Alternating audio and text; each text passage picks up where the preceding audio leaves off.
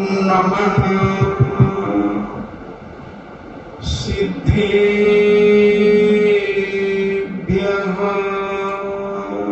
ओम नमः सिद्धेभ्यः।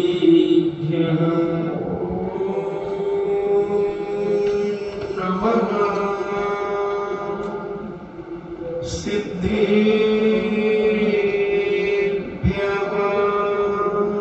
ओम नमः सिद्धेभ्यः। नमः सिद्धेभ्यः। ओम नमः सिद्धेभ्यः।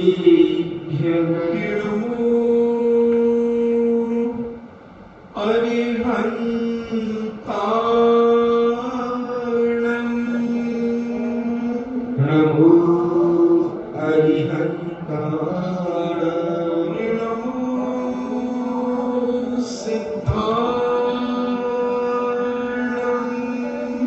नमो सिद्धाणं।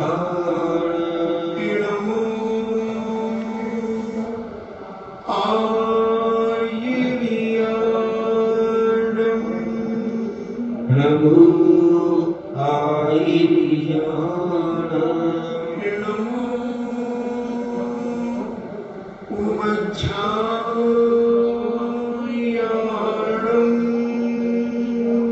नमो उपज्जायाणाम्।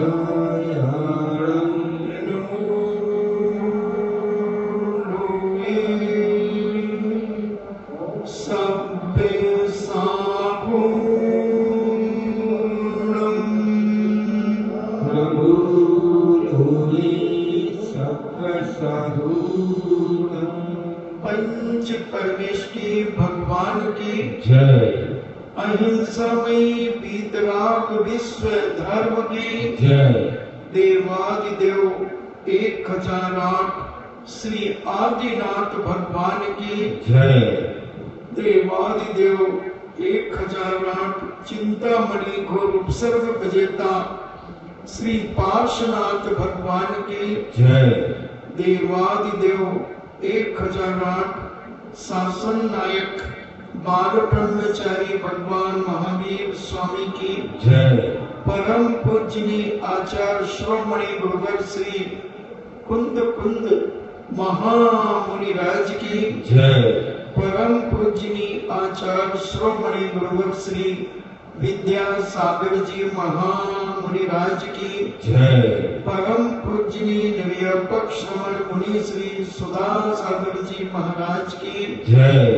परम पूजनीय 3 करोड़ 9 करोड़ महामुनि राजों की जय। तपोदय अतिशय क्षेत्र की जय। परम पूज्य श्रीमद श्री गंभीर सागर जी महाराज की जय। इच्छा चर्चा चल रही है पूज्य आचार्य परमेष्टि के 36 मूल गुणों की, जिसमें अपन ने 12 तपों के बारे में समझा। अब 10 लक्षण धर्म जो होते हैं आचार्य परमेष्टि जिनका पालन करते हैं, उन 10 लक्षण पर्व में 10 धर्म जो है उसमें तप धर्म की अपन चर्चा करेंगे। हालांकि 10-12 प्रकार के जो तप हैं उनकी चर्चा अपन ने पहले कर ली है, मगर थोड़ा सा अपन समझेंगे कि तप आखिर है क्या और क्यों किया जाता है ये तप, इससे क्या लाभ होते हैं और तप नहीं करने से क्या हानियां होती हैं। ये सारी की सारी चीजें अपन समझने का प्रयास करेंगे। तप इच्छा निरोधा तपा। तप किसे कहते हैं?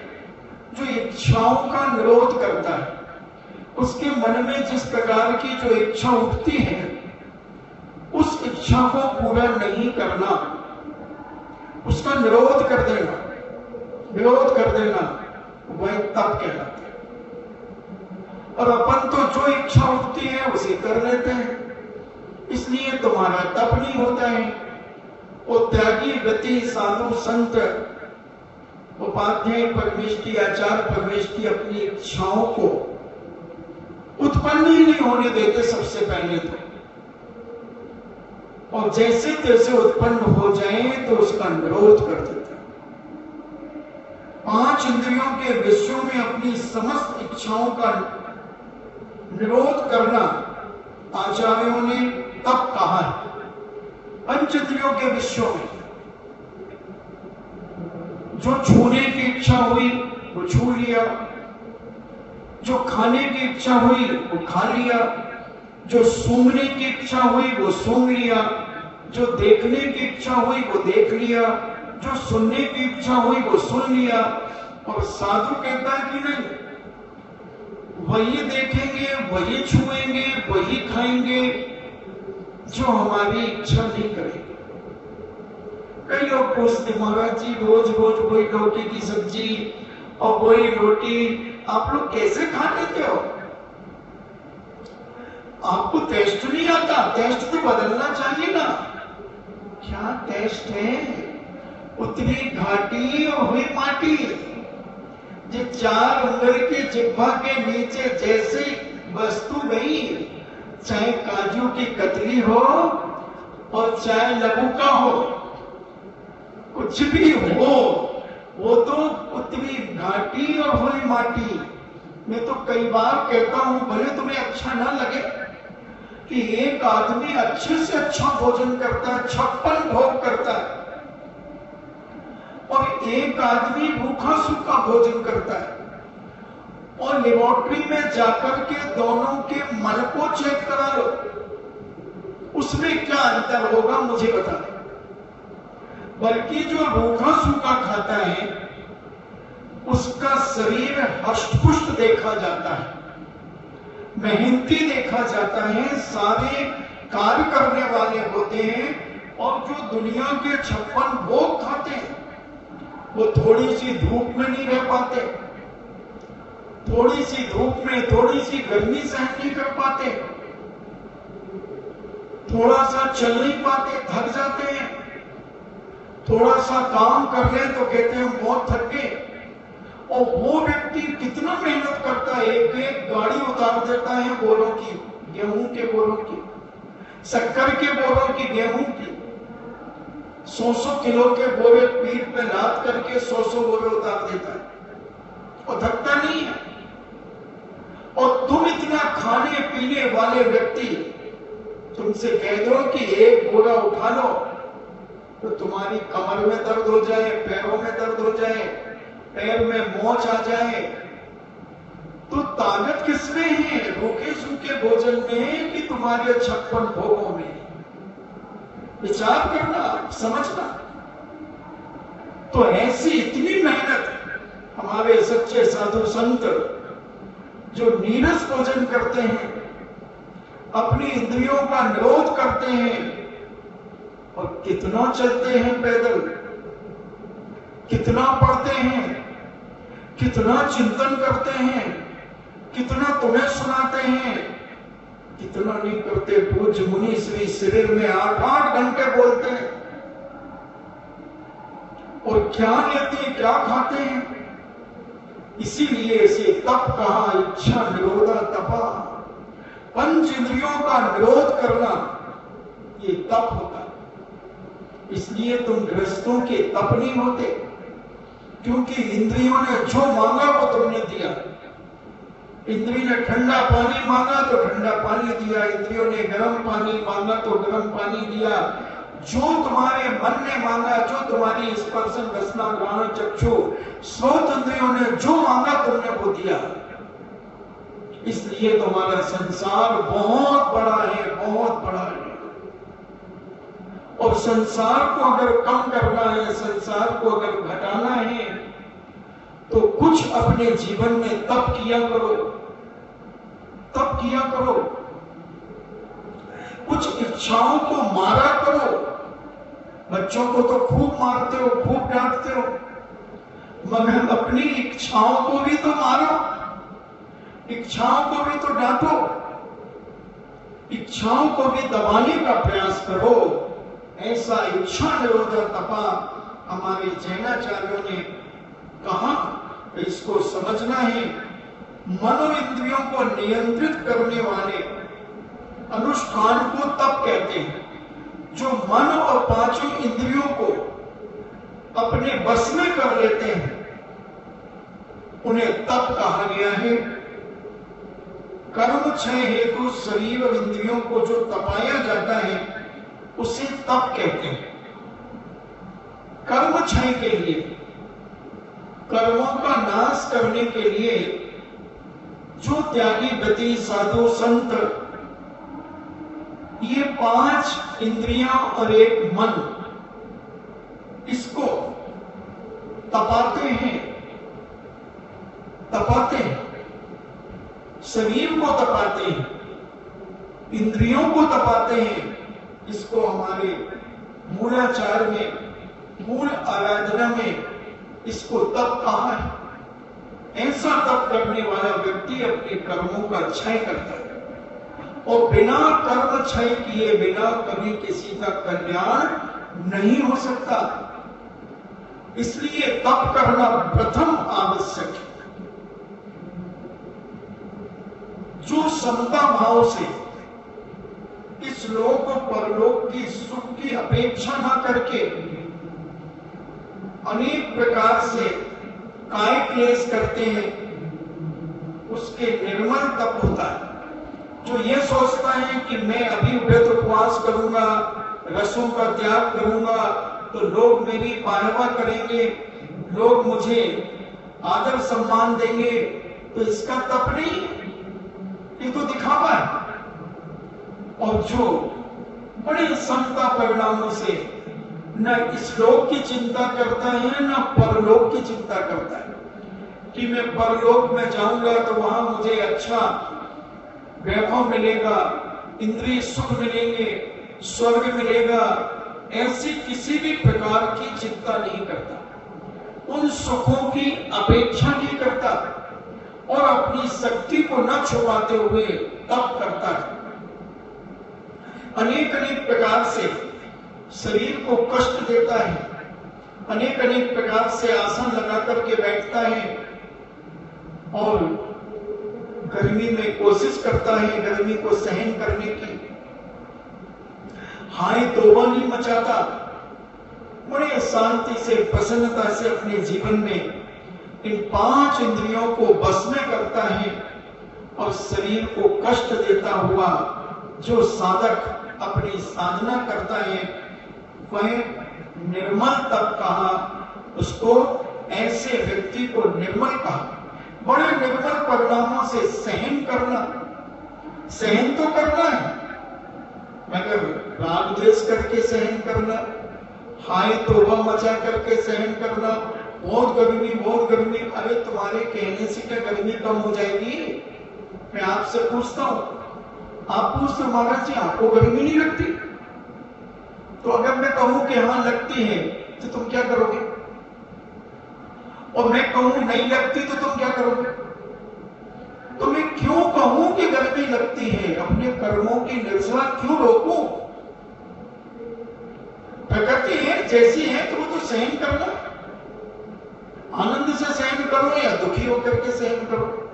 तो जब सहन करना है तो प्रसन्न होकर के करो, अच्छे समता परिणामों से करो, आनंद विभोर होकर के करो, पंच परमेश्वरी की आराधना करके करो, स्वाध्याय करके करो, माला फेर के करो, ध्यान में बैठ करके करो, सामायिक में बैठ करके करो, कैसे भी करके उसको निकालो आनंद पूर्वक, मन में किसी प्रकार का खेद उत्पन्न न हो।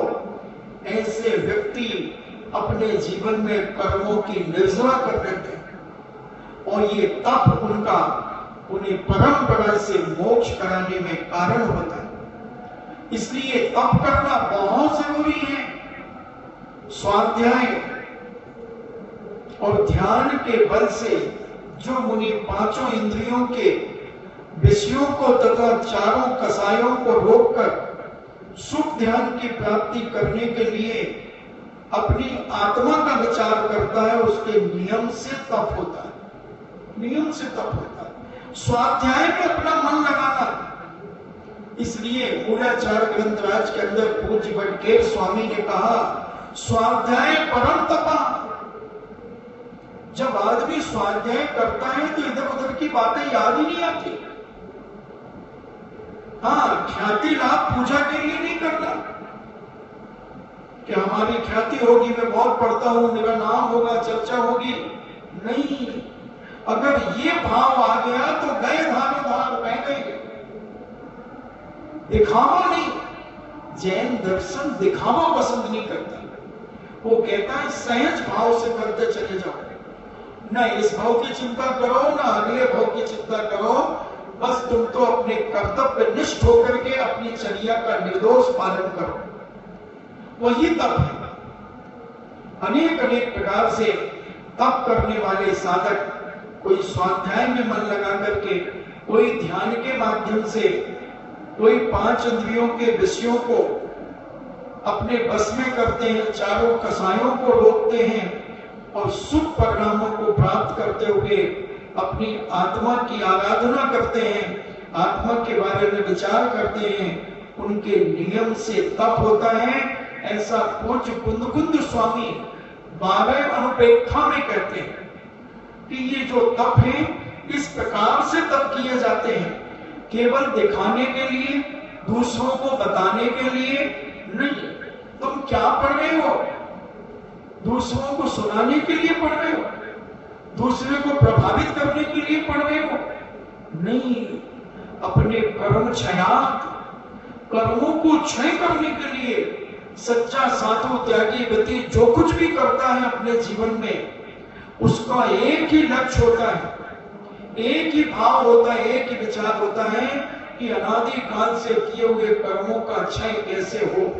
क्षय यानी निर्जरा कैसे हो, निर्जरा यानी ये कर्म कैसे कटे, इसका विचार होता है। चाहे उपवास करे, चाहे वह एकासन करे, चाहे वह स्वाध्याय करे, चाहे वह ध्यान करे, चाहे माला फेरे, चाहे कहीं भी बैठे उठे, कहीं भी उसका एक लक्ष्य होता है अंदर से, आज मैं 1 घंटे यही बैठूंगा, अब यही बैठूंगा, कर्म निर्जरा चालू होगी। तो ऐसा आनंद वो अपने जीवन में लेता रहता है और अपने जीवन को पवित्र करता रहता है और अपनी साधना के बल पर, स्तप के बल पर कर्मों की निर्जरा करता है। कर्म काटता है, कर्म कटते हैं, बड़े बड़े कर्म कट जाते हैं। इसलिए तप ग्रस्तों को भी करना चाहिए। केवल साधु करेगा तो साधु का कल्याण होगा। आप गृहस्थ भी कम से कम कुछ समय के लिए, प्रतिदिन पूरे समय नहीं, घंटा, आधा घंटा, 1 घंटा, कुछ ना कुछ संकल्प पूर्वक कोई कार्य करें, स्वाध्याय करें, माला फेरें, शांति से बैठे, इधर उधर की बातें न सोचें, और परिणामों में बड़ी निर्मलता लाए। जितनी निर्मलता तुम्हारे परिणामों में रहेगी, जितनी सरलता तुम्हारे परिणामों में रहेगी, जितनी कसाई तुम्हारी कम होंगी, वो तुम्हारा तप है। और उस तप के माध्यम से तुम कर्मों को निकालते जाओगे, कर्मों को काटते चले जाओगे। सबसे बड़ी बात है मन की।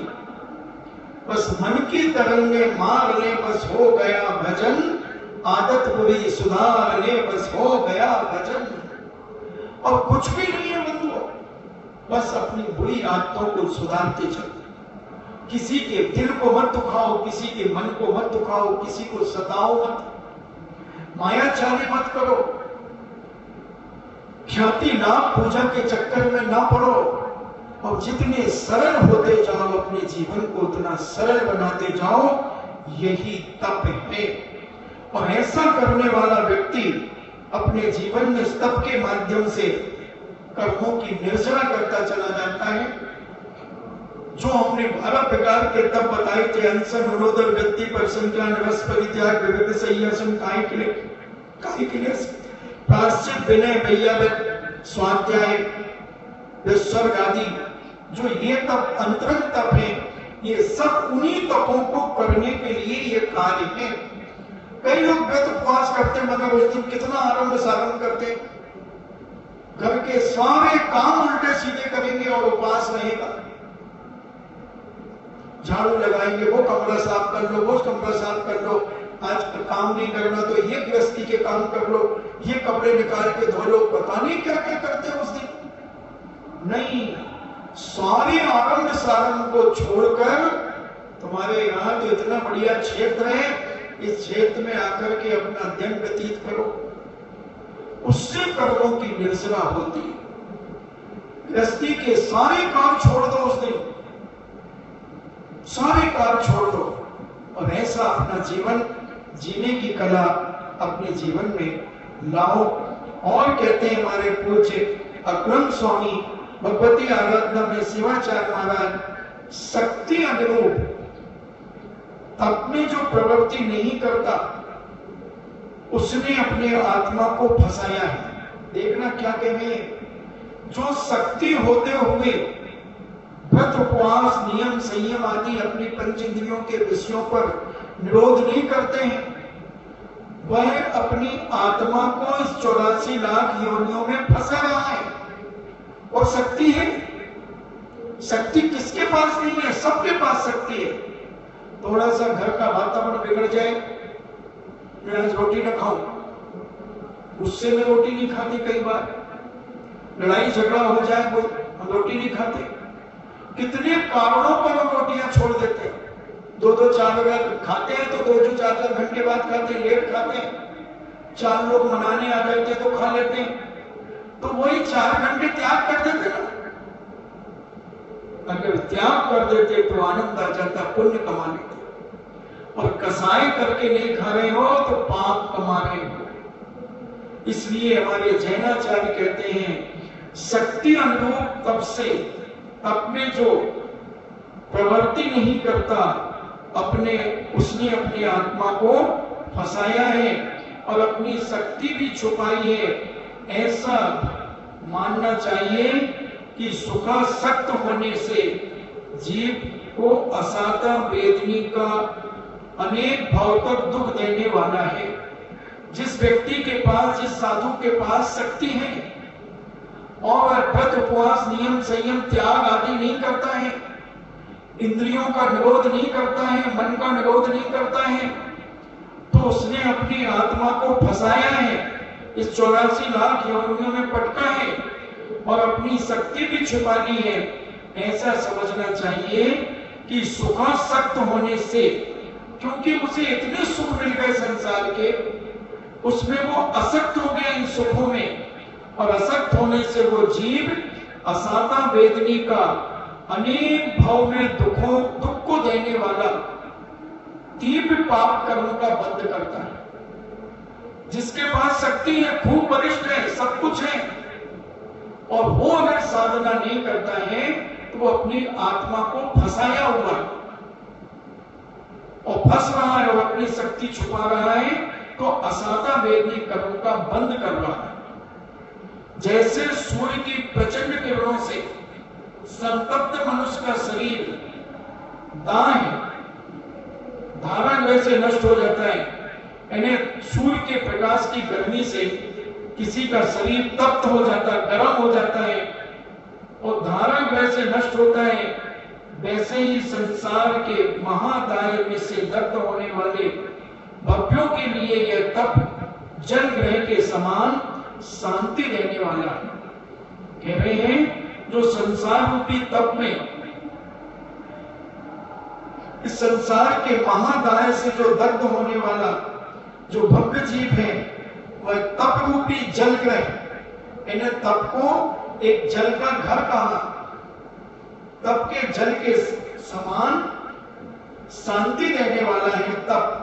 तप में सांसारिक दुख निर्मूलन करना यह गुण है। तप के माध्यम से जो सांसारिक दुख उत्पन्न होते हैं वो दुख नष्ट होते हैं तपस्या आदि करने से। और उत्तम तप धारण करने के लिए तप के गुण दोषों पर भी विचार करना चाहिए। ऐसे हमारे अकलंग स्वामी कहते हैं कि तप करने से क्या क्या फायदे होते हैं और नहीं करने से कौन से घाटा होता है, नुकसान होता है, इन सारी चीजों पर विचार करता है एक सम्यक दृष्टि जीवात्मा, एक धर्मात्मा, एक भव्य जीव अपने जीवन में विचार करता है कि मैं उपवास आदि नहीं करूंगा, इंद्रियों का दमन नहीं करूंगा, इंद्रियों का निरोध नहीं करूंगा, मन की चंचलता को नहीं रोकूंगा, तो क्या हानि होगी, और मैं इसको रोक लूंगा तो क्या फायदे होंगे। इसको कहते हैं तप सर्व अर्थों का साधन है। यानी तप सब प्रकार की वस्तु को दिलाने में एक कारण है, एक साधन है। इससे सब कार्यों की सिद्धि होती है। तप करने से संपूर्ण कार्यों की सिद्धि होती है। जितने भी महापुरुष हुए, राजा महाराजा हुए, इन्होंने भी युद्ध जीतने के लिए तप किया, तप करके बैठे। जब जय कुमार युद्ध के लिए गया तो सुलोचना ने तप किया। धर्मपत्नियां तप करती थी पति के लिए। तो ऐसे अनेक प्रकार की सिद्धि प्रदाता संसार को देने वाला भी है और मोक्ष मार्ग को देने वाला भी है। इसलिए अपनी शक्ति को कभी न छुपाकर हमेशा तप की ओर अग्रसर होना चाहिए। तप से अनिमा महिमा आदि विधियों की प्राप्ति होती है। जो 64 विधियां हैं, जैसे जैसे मुनिराज इस तपस्या को करते हैं, तपस्या को बढ़ाते हैं, तो उन्हें विधियों की प्राप्ति होती है। अपन ने 64 विधियों के बारे में समझा था। अपन भगवान के श्री भक्तांबर स्तोत्र करते हैं,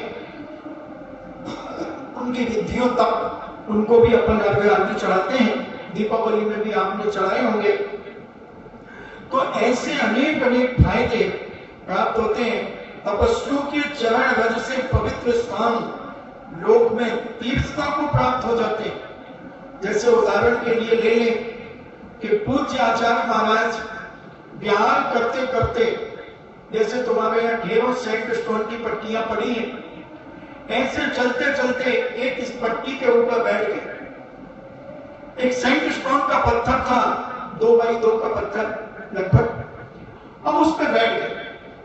थोड़ी देर बैठ करके विहार कर गए। उस पत्थर की लोगों ने बोली लगा दी। बोली लग गई 5,000, 11,000, 15,000, 20,000, 25,000, 50,000, 1 लाख, 2 लाख, 5 लाख तक लग गई। 5 लाख तक की बोली लग गई उस पत्थर पे बैठने की। मगर एक अजैन व्यक्ति के यहां बैठे थे, वो कहता है ये पत्थर अब पत्थर नहीं है, ये साक्षात आचार्य विद्यासागर जी हैं। देखना उसकी श्रद्धा। अब उसने उठा करके अपने अंदर रख लिया। लोग आज भी उसके यहां आते हैं, उस पत्थर को छू करके और अपने मस्तक में लगाते हैं। आसन की शुद्धि, जिस पर साधु बैठ जाए वो आसन भी पवित्र हो जाता है।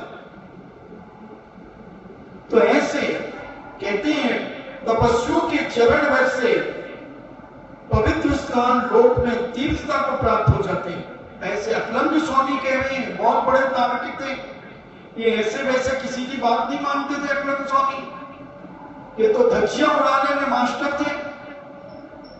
सीधी धज्जियां उड़ाते थे, उसका खंडन वंडन कर देते थे। वो इस बात को कह रहे हैं कि तपस्वियों का इतना प्रभाव होता है इस तप के माध्यम से कि उनकी रज आदमी मस्तक पर लगा लेता है तो सौभाग्य हो जाता है। कलकत्ते की घटना एक स्मरण में आ गई। एक अभी सूरत में रहते वो व्यक्ति बिरलेश कुमार जी बिहार में रहते थे। तो जब पूज्य आचार्य श्री 1984 में कलकत्ता श्री सम्मेद जी से कलकत्ता के लिए बिहार कर रहे थे, तो जबरदस्त भीड़ पेड़ कचिया के, तो हावड़ा ब्रिज है वहां पर, तो वो छोटा सा था उस समय। वो कहता महाराज मैं बिल्कुल एक युवा जवान था, तो मैं घुस गया उस भीड़ में। उस समय उसे चश्मा लगता था और वो दौड़ता घुसा, जैसे जैसे धक्के मक्के मार के और आचार्य के चरण छू लिए। और आचार्य चल रहे थे, उनके पैर का अंगूठा उसके मस्तक पे लगा, चश्मा नीचे गिर गया। वो भीड़ इतनी थी कि चश्मा नहीं उठा पाया। आज तक उसे चश्मा नहीं लगा, आज तक चश्मा नहीं लगा। जब मैंने अभी 2004 में चतुर्नाथ सूरत किया तब उसने ये घटना बताई, 1984 की घटना। तो तपस्वियों की साधना का ही एक अलौकिक प्रमाण होता है। ऐसे एक घनसौर करके पिंडरी के पास एक गांव पड़ता है। 20 साल से वह कुआं सूखा था। जब पूज्य आचार्य श्री संमेल शिखर से लौट करके इसन नारी की मड़िया जबलपुर की ओर आ रहे थे, और स्थान भी हो सकता है दूसरा, तो लोग पाप प्रक्षालन कर रहे थे। अब एक व्यक्ति ने पाप प्रक्षालन किया। अब उसे एकदम ध्यान कहां डाले इस जल को, गंधोदक को कहां डाले, तो वही एक कुआं देखा, उसने कुएं में डाल दिया और कुएं में डाला और आचार्य श्री का वहां से विहार हो गया। लोग उधर कुएं की पट्टी पर बैठने के लिए गए तो वो कुआं लबालब भर गया। अभी भी भरा है, अभी भी भरा है, उतना पानी निकलता है उससे जिसका कोई हिसाब नहीं। लोग ऐसे, अब बिहार हो गया तो लोग इधर उधर बैठ करके बातचीत करते रहते, तो बस वो पट्टी पे बैठे तो अभी ये कुआं कैसे भर गया, और मैंने उसमें वो भगवान महाराज का गंधोदक डाला था। लबालब हजारों घटनाएं ऐसी, हजारों। तो ऐसी तप करने से तपस्वियों के चरण रस से पवित्र स्थान लोक में तीर्थता को प्राप्त हो जाते हैं और भी अनेक प्रकार के चमत्कार को दिखा देते हैं। एक मणि करके एक गांव है गुजरात के अंदर, उधर 3-4 घर जैन समाज के हैं, 5-6 होंगे, एक शायद बघेल वालों का भी एक घर है। ये कोटा में जो मड़िया है, मड़िया उनके कोई भाई बंद रहते हैं। राकेश मड़िया के परिवार से संबंधित कोई है। हम वहां गए थे तो वहां मड़िया में गुजरातियों के भी 2-3 घर हैं। तो पूज्य आचार्य श्री जब सूरज चतुर्मास के बाद वहां से निकले तो एक स्कूल के पीछे एक व्यक्ति की डेयरी थी, भैंसें बंधी हुई थी, रहती थी वहां पर। तो स्कूल के पीछे थोड़ी सी आड़ थी। पूज्य आचार्य श्री वहां लघु शंकर के लिए गए और लघु शंकर करके जब उठे और पैर धो करके कायुसर किया, वो भैंस मालिक आया और कहता, महाराज जी हमारी इस भैंस को दिखता नहीं है, ये अंधी है, चलती है, टकरा जाती है, कई बार इसे चोट आ जाती है। पूज्य आचार्य श्री उसको ऐसे आशीर्वाद देकर के वो चल गए। 1-1.5 किलोमीटर दूर आचार्य श्री पहुंचे होंगे और उस भैंस को दिखने लगा। वो ग्वाला दौड़ा आचार्य श्री के पास, आचार्य श्री हमारी भैंस को दिख रहा है, हमारी भैंस को दिख रहा है। आचार्य श्री आशीर्वाद देकर के चले। तपस्वियों की साधना के बड़े चमत्कार होते हैं बंधु, इसलिए उसे तीर्थ कह दिया उस स्थान पर जहां उनके चरण पड़ जाते हैं। एक नहीं, हजारों घटनाएं हैं, हजारों। 1984 में एक व्यक्ति रोज शाम को आता था अपने भाइयों के साथ और आचार्य श्री से कहता था, नमोस्तु आचार्य श्री, मेरे आंखों की रोशनी नहीं है। आचार्य श्री इसको आशीर्वाद दे देते। प्रतिदिन आ रहा था। 1-1.5 महीने के बाद एक दिन सवेरे अकेला 4 बजे सवेरे अपने घर से 10-12 किलोमीटर दूर से दौड़ता आ रहा है, दौड़ता आ रहा। और आचार्य श्री उस समय स्वयं भी स्तोत्र कर रहे थे 5 बजे। और वो कहता, नमोस्तु आचार्य श्री, मैं आपके दर्शन कर रहा हूं, आपको देख रहा हूं, मेरी आंखों की रोशनी आ गई, मेरी आंखों की रोशनी आ गई। और आचार्य श्री ने आशीर्वाद दिया और हम प्रतिदिन 8 बजे सवेरे पहुंचते थे। तो हमने सुना तो आचार्य श्री उस समय जंगल से आते थे। मैं उनका कमंडल लेकर के साफ करता, फिर उनकी चौकी आदि साफ करता, तखत साफ करता और चौकी लगा करके व्यवस्थित करता, जब तक आचार्य श्री भगवान के दर्शन करते। और फिर हमने कहा, महाराज आज तो गजब हो गया, देखना। आचार्य श्री बिल्कुल सीरियस हो गए। हमने 3 बार कहा, हमने आज तो गजब हो गया। कहते, क्या गजब हो गया, क्या गजब हो गया? गुस्से में कहने लगे। मैंने कहा, आज ये तो कांट गई। मैंने कहा, आचार्य श्री, वो अंधा व्यक्ति जो शाम को आता था उसकी आंखें आ गई आपके आशीर्वाद से। हाँ, मेरे बैंक में रखी ना आंखें, मैंने उसको दे दी। तुम क्या बातें करते हो, किसी से मत कहना आज के बाद। मैंने थोड़ी दी आंखें, उसके पुण्य से आई है।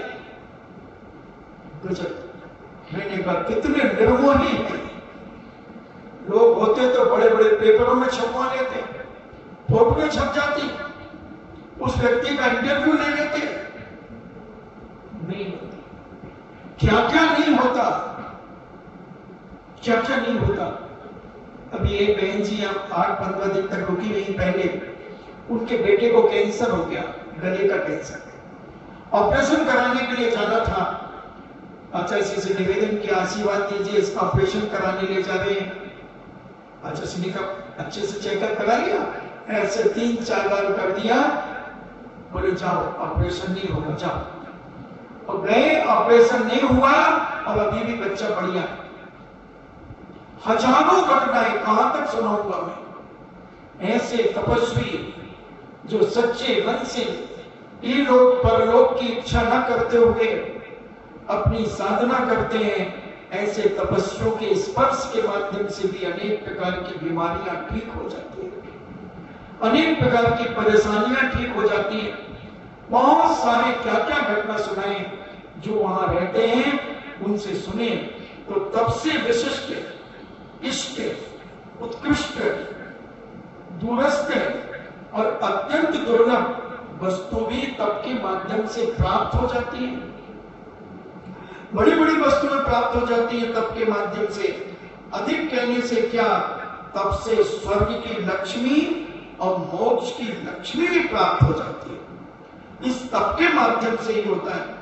निकाचित कर्म तब तक भस्म नहीं होते जब तक कि प्रवचन में कही गई तप रूपी अग्नि दीप्त नहीं होती। जब तक जो निकाचित कर्म है वो कर्म तब तक भस्म नहीं होते जब तक जो तप करने की जो विधि बताई गई है, उन तपों को जो अपने जीवन में नहीं करता और जो करने लगता है, तो उनकी सारी दीप्ति तप रूपी अग्नि दीप्त नहीं होती। इसलिए तप के माध्यम से ये अग्नि, अंदर की अग्नि दीप्तमान होती, प्रदीप्त होती है और कर्म कटने लगते हैं। जैसे प्रज्वलित अग्नि तृण को जलाती है, तैसे ही तप रूपी अग्नि कर्म रूपी तृण को जला देती है। जो कर्म है उन कर्मों को जला देती है तप के माध्यम से। इसलिए तप उत्तम प्रकार से किए गए और कर्म आस्वावह तप के फल को सहस्र जिह्वा वाला देव आदि भी उसका वर्णन नहीं कर सकता।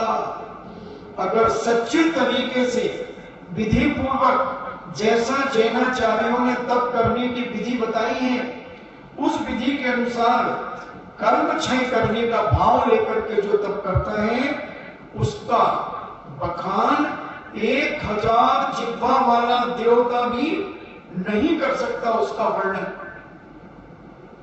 इतनी तप की महिमा है।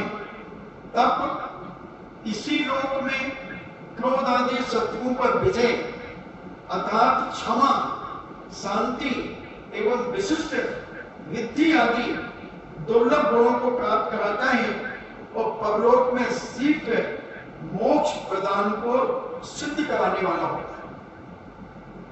एक उदाहरण इस वर्ण में आगे पद्म पुराण पढ़ रहा था। सिंहोदर नाम का एक राजा था और सिंहोदर राजा वज्रकर्ण एक राजा उसके अधीनस्थ था। और वज्रकर्ण राजा ने पूज्य मुनिराज का उपदेश सुनकर के संकल्प किया कि मैं सच्चे गीतवादी भगवान को ही नमोस्तु करूंगा और सच्चे मुनिराज को ही नमोस्तु करूंगा और मैं किसी को नमोस्तु नहीं करूंगा। तो उस वज्रकर्ण ने एक अपनी अंगूठी बनवाई और अंगूठी में मुनि सुगतनाथ भगवान की एक छोटी सी प्रतिमा उस अंगूठी में स्थापित कर दी, क्योंकि 20 धनुष का उसका शरीर था। तो 20 धनुष यानी 120 फुट लंबा।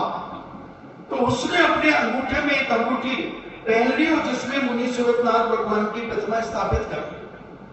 और जब भी वह राजा को उसको नमस्कार करने के लिए जाता तो अंगूठी सीधी करता, उस अंगूठी में बने हुए भगवान को देखकर नमस्कार कर लेता। राजा सोचता इसने मुझे नमस्कार कर लिया। दुनिया में बहुत सारे चुगलखोर होते हैं, ईर्ष्यालु होते हैं, जिनको चुगली करने में ही आनंद आता है, जिनको लोगों को लड़ाने में ही आनंद आता है, एक दूसरे को जलील करने में ही आनंद आता है। तो एक व्यक्ति ने उस राजा से कह दिया कि राजन, ये तुम्हें नमस्कार नहीं करता, ये अंगूठी में मुनि सूरतनाथ भगवान की प्रतिमा स्थापित किया हुआ है और ये उनको नमस्कार करता है। और ये अपनी तप, साधना, आराधना, अष्टमी, चतुर्दशी आदि को नियम पालन करता है, व्रत उपवास करता है। तो सिंहोदर राजा आपे से बाहर हो गया। इसकी इतनी हिम्मत, मेरे अधीनस्थ होकर के इसकी इतनी औकात कैसे?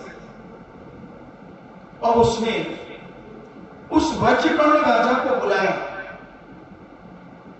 उद्देश्य था कि जैसे ही आएगा और इसे मैं मार दूंगा, इसकी मैं हत्या कर दूंगा। और वह आ रहा था 100 घोड़ों को लेकर के।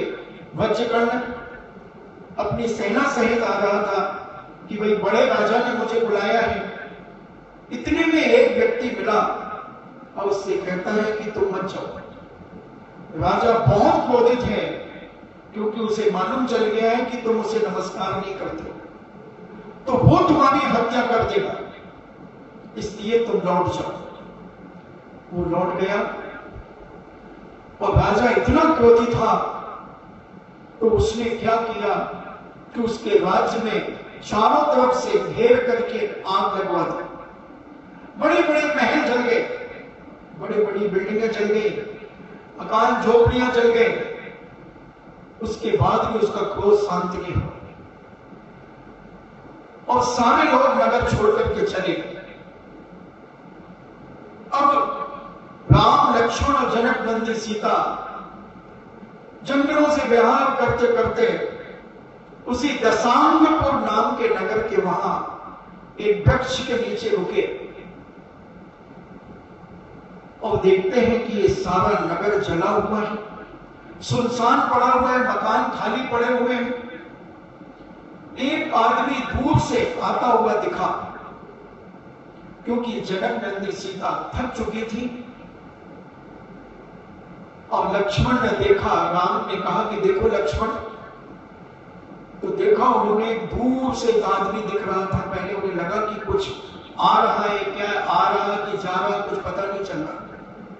जब उन्होंने पुनः देखा तो ये आदमी आ रहा है और जब वो आदमी धीरे धीरे नजदीक आया तो लक्ष्मण ने उससे कहा, भैया ये सारा दशांगपुर गांव जलकर के राख क्यों हो गया? तब उसने सारी घटना सुनाई और कहा कि मेरी पत्नी ने मुझे भेजा था। हर आदमी अपनी पत्नी की बातें मानता है, दुनिया में ऐसा कोई आदमी नहीं है जो अपनी पत्नी की बात ना मानता। मुझे तो आज भी विश्वास है कि आज के सब लोग, और आज के तो और ही मानते, पहले के तो कम मानते थे। पहले श्रीमती अपने श्रीमान से बहुत डरती थी, मगर आज के श्रीमान अपनी श्रीमतियों से आज डरते हैं। आप सब समझते हो, उसकी व्याख्या करना मैं उचित नहीं समझता। अगर आप कहें तो कर दे, आप तो करो, हम तो बैठे हैं। तो एक बार ऐसी घटना, वैसे मैं सुना चुका हूं उसको,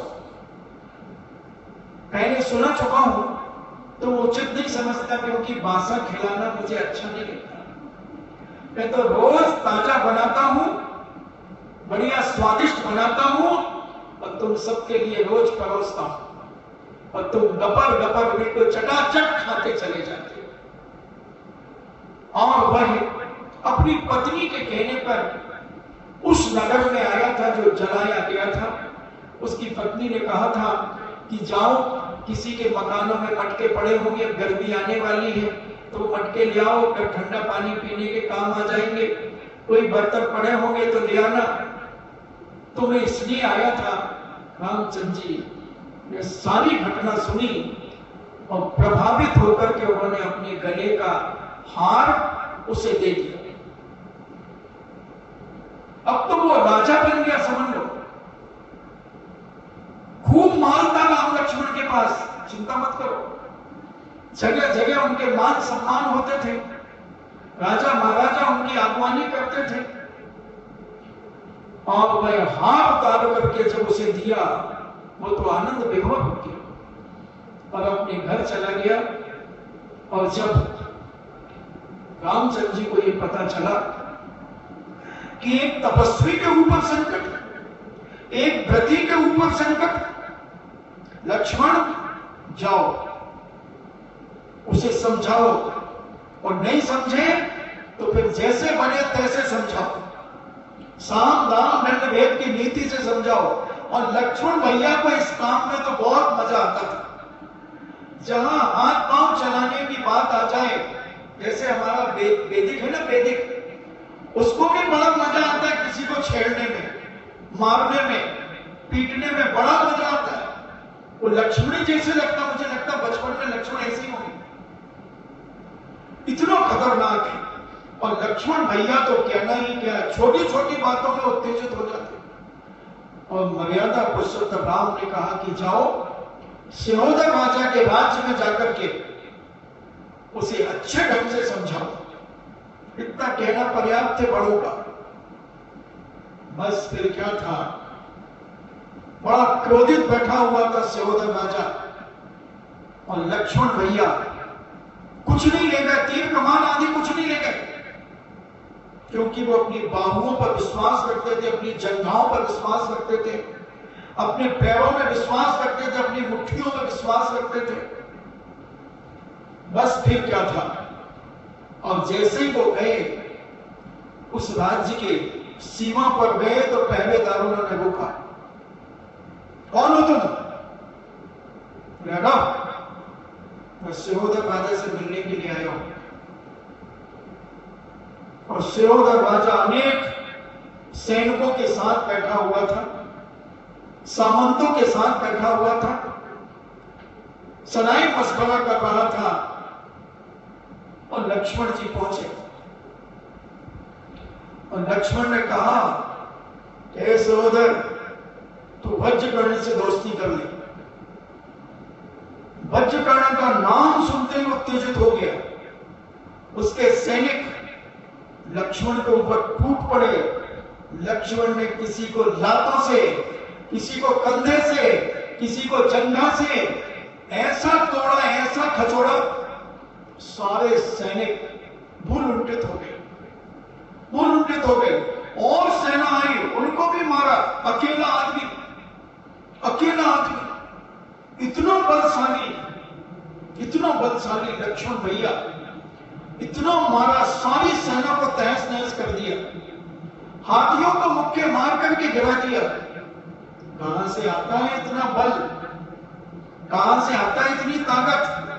तपस्या करने से, तप करने से, भैया व्रत करने से। भैया व्रत भी एक तप है, ये भी एक तप है। तो ऐसे अनेक अनेक प्रकार की तप तपस्या आदि करने से। और लक्ष्मण ने जो मारपीट की, पूरी सेना तहस नहस कर दी और सहोदर को बंदी बना लिया। सहोदर उनकी शक्ति देखकर आश्चर्यचकित हो गया कि एक नौजवान और इतने शक्तिशाली हमारे योद्धा सामंतों को इसने अकेले मारा। और कहा,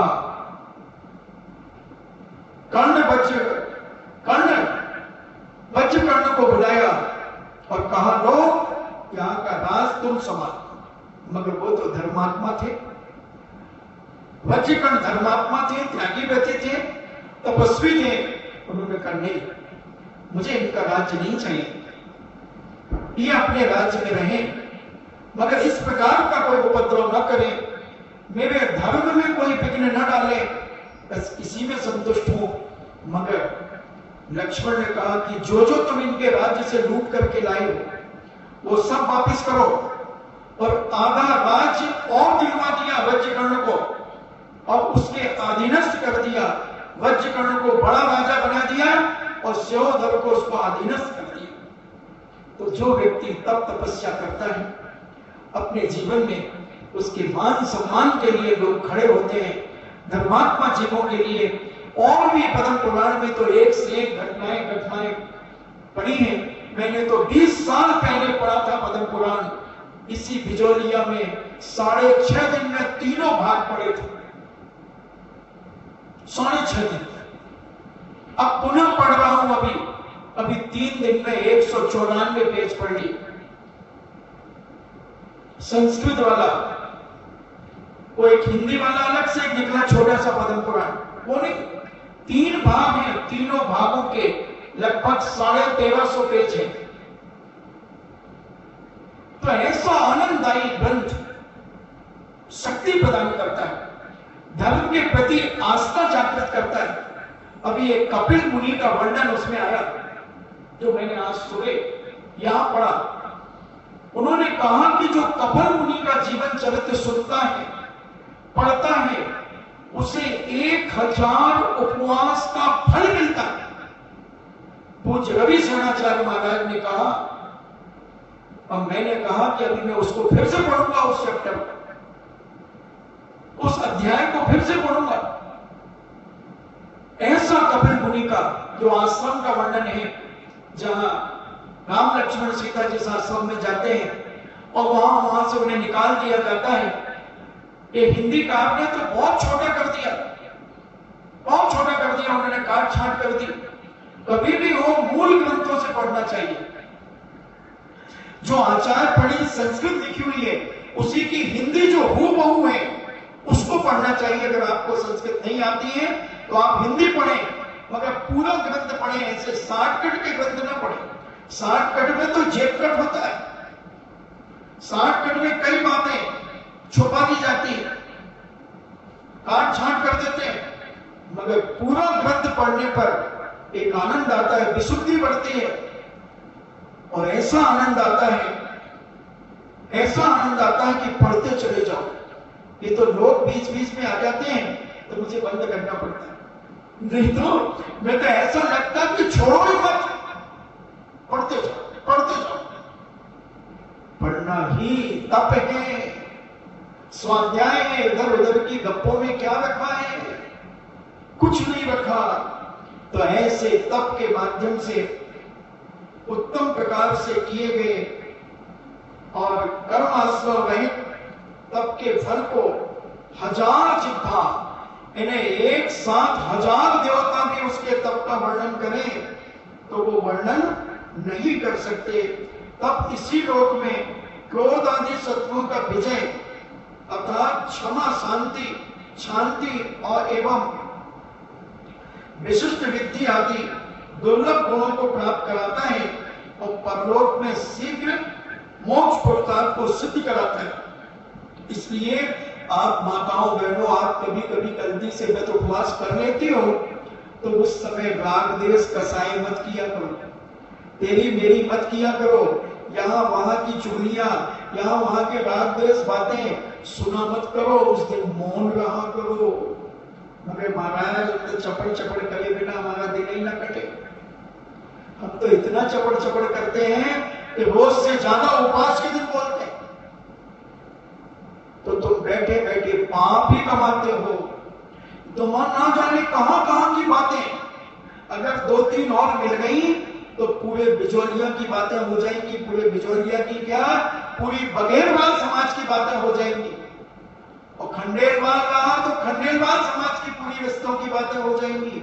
और परवार रहा तो अपने सिवनी, गुना उना सब तरफ की बातें कर लेगा। जहां का रहा, जिस समाज का रहा, उसका इतिहास खोल देगा। इसी में मजा आता है। अरे उपवास के दिन तो शांति से बैठने में मजा आता है। सारे आरंभ सारंभ से रहित होकर प्रभु की छवि निहारने में मजा आता है। प्रभु के द्वारा कहा हुआ मार्ग सुनने में मजा आता है, पढ़ने में मजा आता है। प्रभु की मुद्रा देखने में आनंद आता है, मगर हम व्रत उपवास करें, उस दिन कसाय और ज्यादा करें, गुस्सा और करें, चिड़चिड़ापन और लाए, तो तुम जितना व्रत उपवास नहीं किया उससे ज्यादा कर्म और बांध लिया, मायाचारी और करें। कहीं तो आदत होती उपवास के दिन जबरदस्ती, तकलीफ भी नहीं है फिर भी भाई अब जाऊंगा घर भाई, अब कहीं भाई आज कैसी खाई हो रही है, क्या बात है भैया, उपवास था मैं भक्ता हूँ, आज उपवास था भाई, अब क्या करो भाई, तो मैं छोड़े हूँ, घर छोड़े हूँ, नहीं मैं चली जाऊंगी, मैं चली जाऊंगी, मैं चली जाऊंगी, मैं चली जाऊंगी। अब कहीं घर भाई ले लिए, अब कर लेंगे भाई, धीरे धीरे कर लेंगे, हो जाएंगे। कमर में दर्द होता है और सिर खटका देगा तो फिर दवा किसका उपवास करें। हाँ हाँ नहीं हम चले, नहीं मैं चली जाऊँ, मैं चली जाऊँ, आ जाइए वो पोता, आ जाइए वो पोता, आ जाइए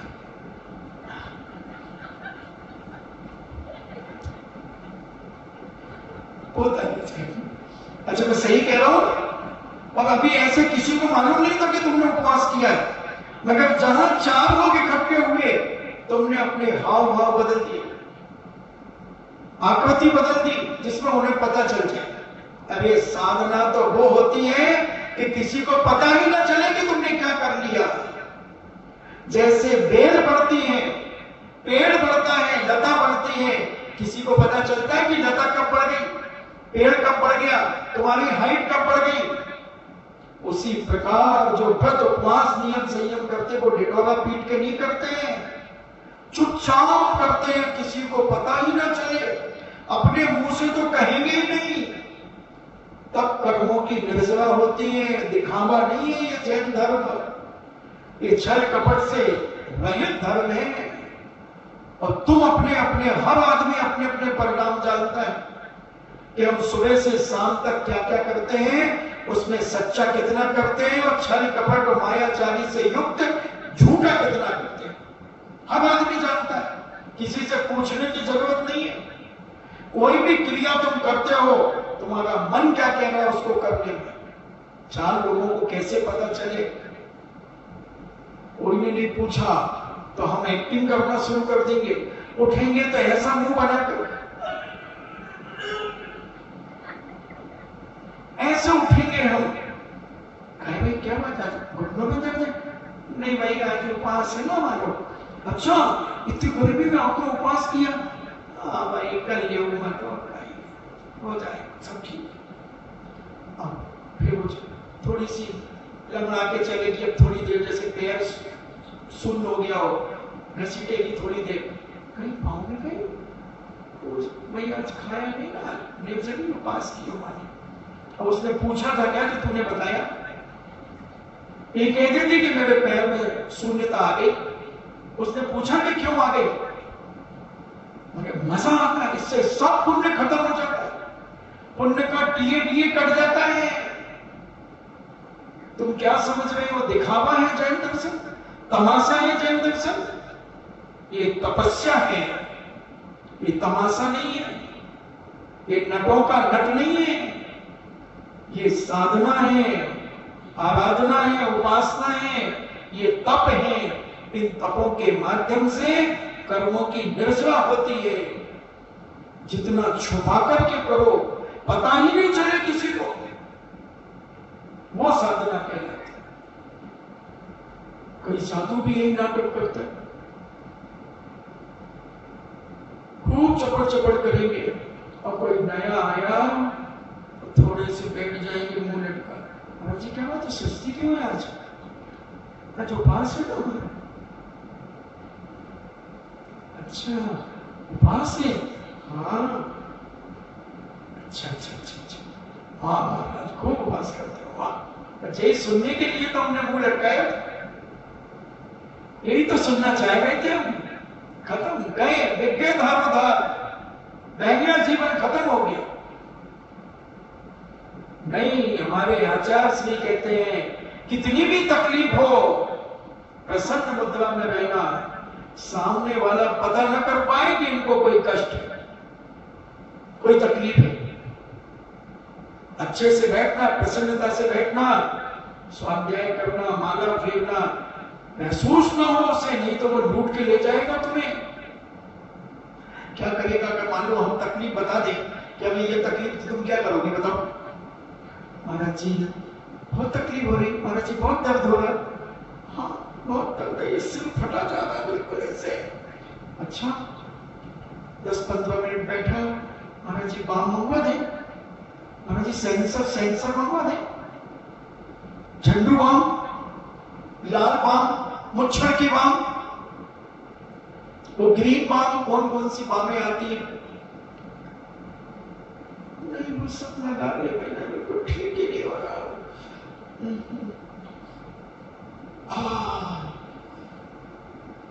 अब बस थोड़ी देर में गुस्सा चला गया, बाहर जाके वो अपने लोगों से मिल गया, वो भूल गया तुम्हारा दर्द। अब तुम पिट गए, असाता वेदनिक कर्म का बंध तुमने कर लिया, और वो स्वावक तुम्हें लूट के ले गया, वो साता वेदनिक कर्म का बंद करके चला गया। बेवकूफ थे तुम कि तुम लॉस में हो गए, वो प्रॉफिट में हो गया। क्या कर लोगे मुझे बता दो? क्या तुम वो दर्द ले सकते हो? कौन ले सकता है किसी का दर्द? मैं आपसे पूछना चाहता हूं।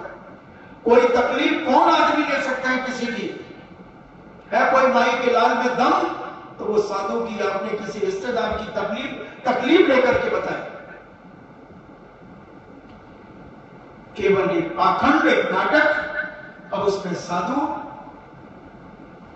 अपने दर्द से ढिढोरा पीटना चाहता है कि सबको मेरे दर्द पता चल जाए, और सच्चा साधु कहता है किसी को पता ना चले, यहां तक कि गुरु महाराज को भी पता ना चले। इतनी सहन करूंगा, इतना सहन करूंगा, जब बिल्कुल चक्कर खा करके गिरने लगूंगा, तब गुरु महाराज से या अपने से योग्य बड़े साधक से धीरे से कहूंगा कि ऐसी तकलीफ महसूस हो रही है। बस अगर हम तो एक छींक आ जाए तब तो ढिढोरा पिटवा दें, फोन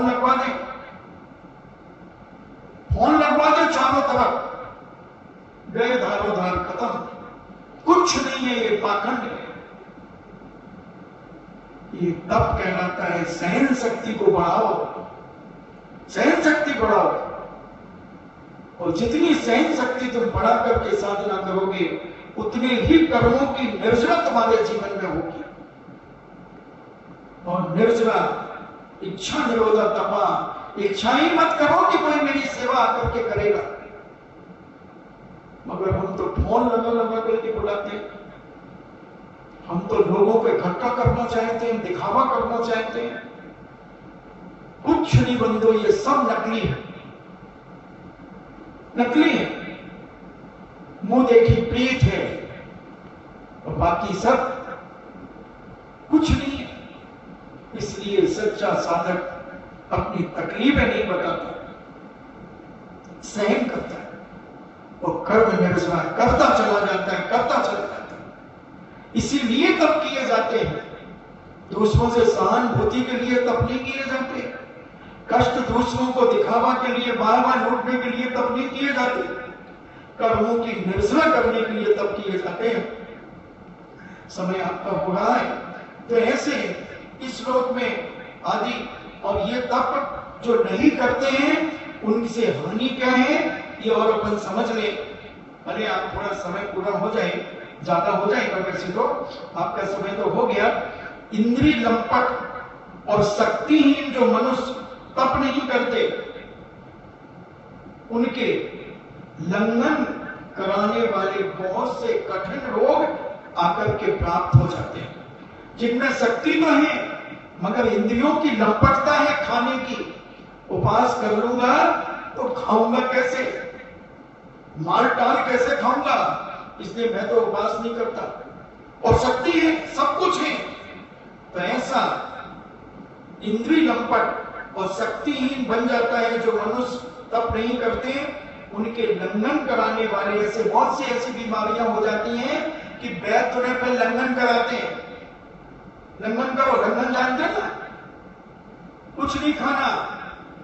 तो कौन सी नेचुरोपैथी, कौन सी पैथी होती है वो, लौकी का पानी मिलेगा बेटा, गर्म पानी मिलेगा, चलो। तो जो व्रत उपवास नहीं करते उन्हें फिर ऐसा करना पड़ता है, बहुत से कठिन रोग आकर के उन्हें घेर लेते हैं।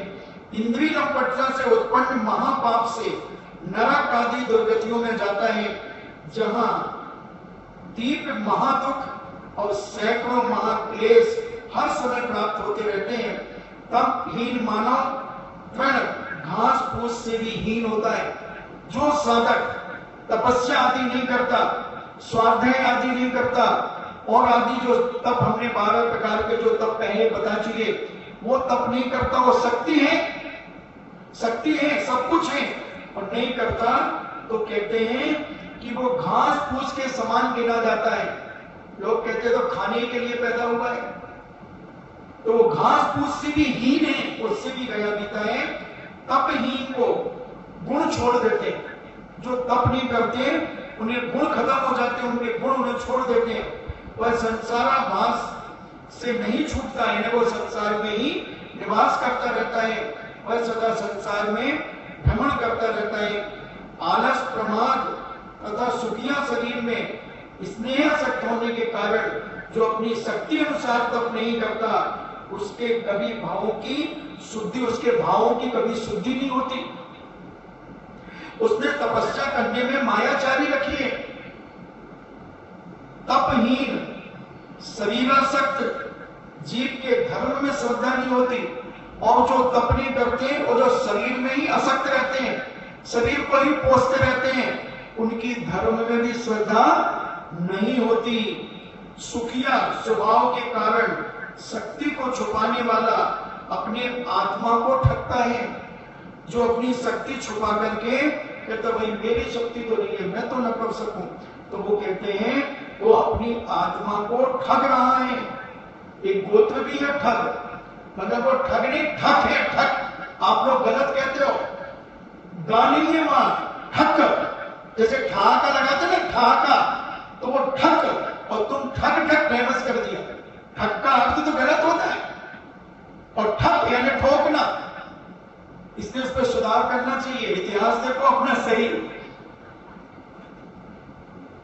हाँ, तो ऐसे शक्ति छिपाना, तप नहीं करना वाले को असाता कर्म का बंध होता है, और जो शक्ति छिपाता रहता है, मुझसे तो ना हो, मुझसे तो ना बने, और खबोड़ा एक नंबर का, खाने मिल जाए तो 3-3, 4-4 बार खाए।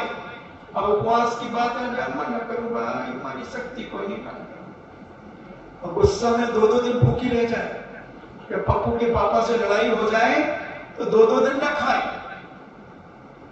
तो कहां से शक्ति आ गई?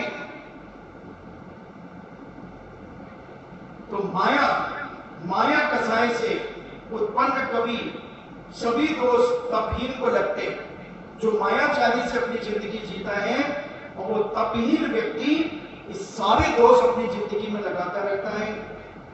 उत्तम तप धर्म में प्रीति नहीं होने से आगामी काल में उसे धर्म ऐसे सुलभ होगा। जो व्यक्ति को तप में रुचि नहीं होती, तप करने में जिसकी इच्छा नहीं होती, उस व्यक्ति को कभी ये सच्चा धर्म नहीं मिलेगा। तपहीन तपस्या से होने वाले संभव निचला आदि समस्त गुणों से रहित होता है। जो तप नहीं करता वो तप, उसकी कभी संवर कर्मों का संवर नहीं होता, कभी कर्मों की निर्जरा नहीं होती, आदि समस्त गुण उसके नहीं रहते उसके पास। तपहीन के मायाचार, माया कसाय, मोहिनी और विगांतराय कर्म का तीव्र बंध होता है।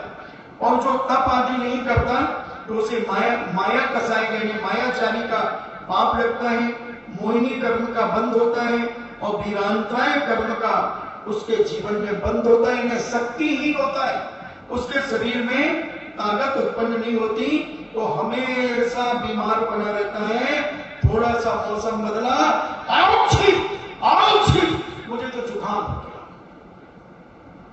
थोड़ी सी गर्मी पड़ी तो मुझे ये हो गया, मुझे तो भैया बहुत तकलीफ हो गई, मुझे खाया नहीं जा रहा, पिया नहीं जा रहा, अनेक प्रकार से कर्म उसे सताते हैं।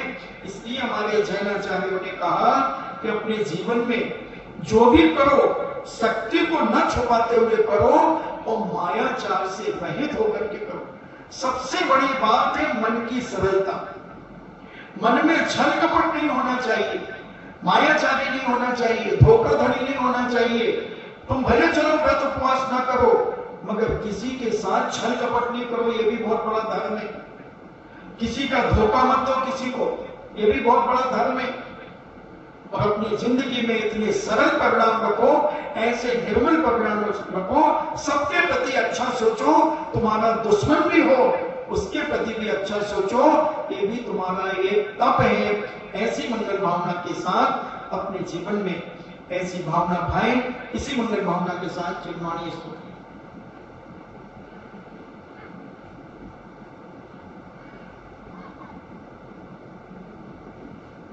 वीर हिमाचल तैनिक सी गुरु गौतम के मुख कुंड डरी है।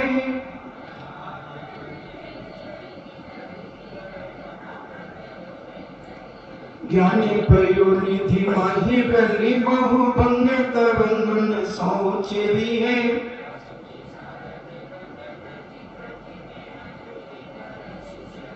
या जग मंदिर में निवारे ज्ञानी अंधेरे छयो अति भारी।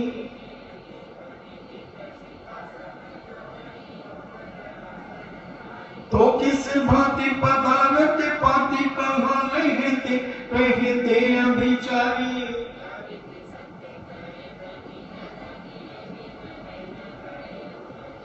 जिनवाणी के ज्ञान से सुखी हो सोवाणी मस्तक धरो सदा दे तुम धो। हे जिनवाणी भारती तो सको दिन दे जो तेरो शरण गए सो पावे सुख चे। देव भजो हरिवंत को गुरु सेवा निर्ग्रंथ दया धर्म सदा यही मोक्ष का पंथ। 9 बार नमो।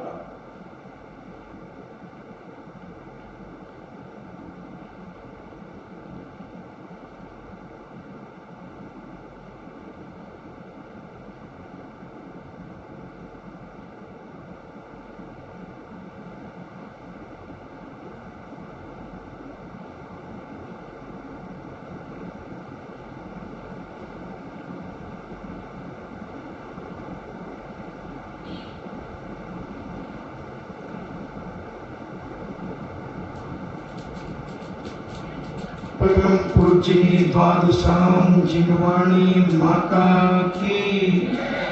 सुत देवता सुत देवता सुत देवता जैनम जैतो शासनम